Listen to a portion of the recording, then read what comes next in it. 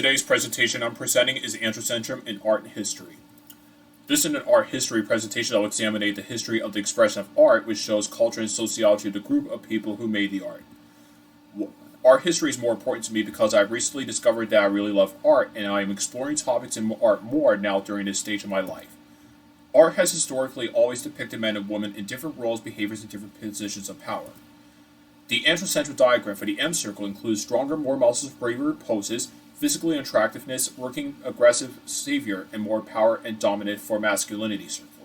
The F circle stands for femininity, for physically attractiveness, longer hair, less muscles, not working, dominant poses, no crown or status symbol, per victim, less power, lower status. I am only presenting doing gender, which is the way male in M circle equals to as gender, and female behavior should be in a social group. Throughout our history, society's values are shown now how both women and men are depicted. Society's values things that are considered good or desirable in the culture. Men are valued for being dominant, aggressive, controlling others, using their power. Male dominance equal and doing gender at the micro-macro level reinforce androcentrism because supports men's and women's roles in society. Gender polarization, understanding doing male gender and doing female gender helps us to understand gender polarization better. Here's a painting of men doing gender by fighting an aggressive expression of aggressive. And this is the image I'm showing about. Here's a famous painting of Napoleon Bonaparte, ruthless dictator of France in the 1800s, who was responsible for the deaths of thousands of innocent people, which is the image that is right here. While female values are shown in art differently than male values, doing female gender at the micro-macro level. Woman equals kind, caring, empathetic, patient, unselfishness, and economy. And this is the image for female values and gender in art history. Doing gender and gender polarization is shown in expression of art across all races and societies. Mexican oil painting depicted women doing gender. And this Mexican peso even depicts a woman who floats over a closet, smiling as a traditional female symbol used in all silver and gold coins historically used in Mexico. Gender polarization shown because woman is smiling and is passive and submissive even in Chinese art.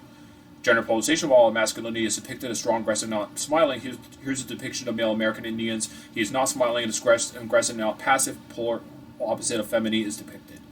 An ancient Roman soldier is shown as a strong, muscular, and armored. He is not smiling. And these are the people that art shows how men and women are depicted, showing becoming agents of socialization that they get along. And these are the guidelines for behavior in a particular culture, and is defined as norm so rigidly enforced that their violation is considered to be extremely offensive and even unmentionable, which none of the men are smiling. Even though it's a social group, none of the men are smiling, which is you see in art even shows that social norms of gender. But in female art, females are often shown smiling. Women smiling in painting, as you can see in the image, and these are power and role. Men are often shown positions of power over women in historical paintings. Men are often shown in positions of power in historical paintings. American government leaders are shown as men, no women shown. While women are shown in part powerless, which does gender and role roles in historical art paintings.